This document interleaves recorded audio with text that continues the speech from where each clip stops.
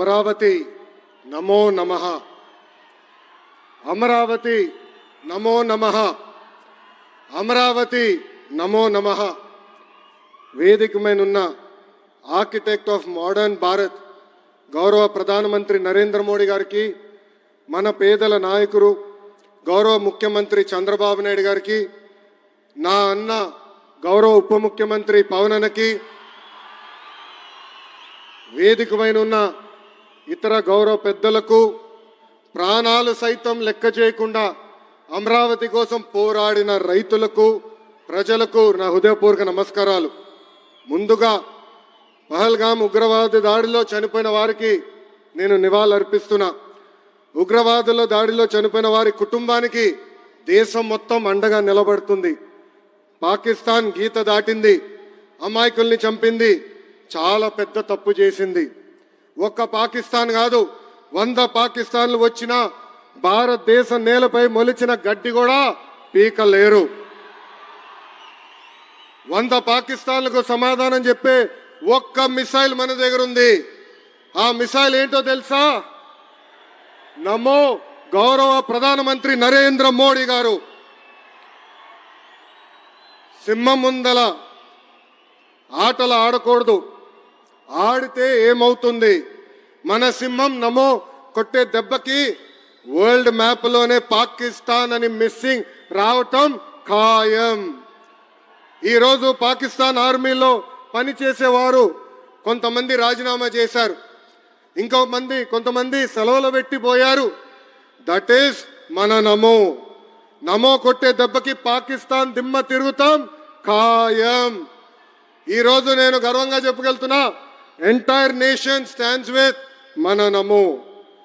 కేంద్రం ఈరోజు కులగణన చేయాలనే నిర్ణయం తీసుకుంది.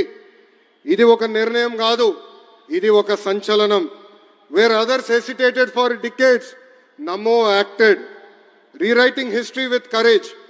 True to his commitment to empower the marginalized and deprived, Namo's bold stroke will deliver social justice in its truest form. నమో గారికి ఆంధ్రప్రదేశ్ అన్న, అమరావతి అన్న ఎంతో ప్రేమ. ఇప్పుడు ఆయన ఢిల్లీలో ఎంత బిజీగా ఉన్నారో మనందరూ తెలుసు. ఆయన ఈ కార్యక్రమానికి వచ్చారు.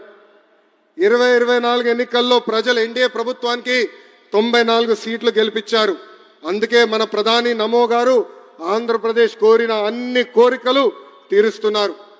మొన్నే విశాఖపట్నానికి వచ్చి railway zone, NTPC green project, Nakkapalli bulk drug park కి నిధులు కేటాయించారు. ఏకంగా విశాఖపట్నం ఉక్కు ఫ్యాక్టరీని కాపాడారు. ఇప్పుడు అమరావతికి వచ్చి నిధులే కాదు, పనులు కూడా ప్రారంభించబోతున్నారు. మనం ఒకసారి గతం కూడా గుర్తు చేసుకోవాలి. 2014లో రాష్ట్ర విభజన జరిగింది. కట్టుబట్టలతో మెడబట్టి మన బయటికి గెంటేశారు. ఎక్కడి నుంచి పరిపాలించాలో తెలియని పరిస్థితి. కానీ మన సిబిఎన్ గారికి సంక్షోభాలు కొత్త కాదు. ఒక పక్కన సంక్షేమం, మరో పక్కన అభివృద్ధి చేసి చూపించారు. అందరి ఆమోదం తెలిపిన తర్వాతనే అమరావతి రాజధానిగా ప్రకటించారు. రైతులు చేసిన త్యాగం వల్ల ఈరోజు అమరావతి ఏర్పడింది. ఒకే రాజధాని, అభివృద్ధి, వికేంద్రీకరణ అనే ఎజెండాతో మన ప్రభుత్వం ముందరికెళ్ళింది. రాయలసీమను ఎలక్ట్రానిక్స్, ఆటోమోటివ్, రెన్యూవబుల్ ఎనర్జీ హబ్గా తయారు చేశాం. గోదావరి జిల్లాలో ఆక్వాని పెద్ద ఎత్తున ప్రోత్సహించాం. ఉత్తరాంధ్రలో ఐటీ, ఫార్మా కంపెనీలు కూడా ఆనాడు మనం తీసుకొచ్చాం. కానీ 2019 నుంచి 24 వరకు విధ్వంస పాలన మనం చూసాం. మన సిబిఎన్ పై ఉన్న వ్యక్తిగత కక్షతో అమరావతిని చంపేయాలని చూశారు. ఒక్క ఇటుక కూడా పెట్టకుండా 3 రాజధానులంటూ 5 సంవత్సరాలు గడిపేశారు. 8 ఏళ్ల పిల్లోడి దగ్గర నుంచి 80 సంవత్సరాల వృద్ధుడి వరకు జై అమరావతి అంటూ జెండా బతుకుని రోడ్డు పైకి వచ్చి ధర్నాలు చేస్తాం, పోరాటాలు చేస్తాం, మనందరం చూసాం.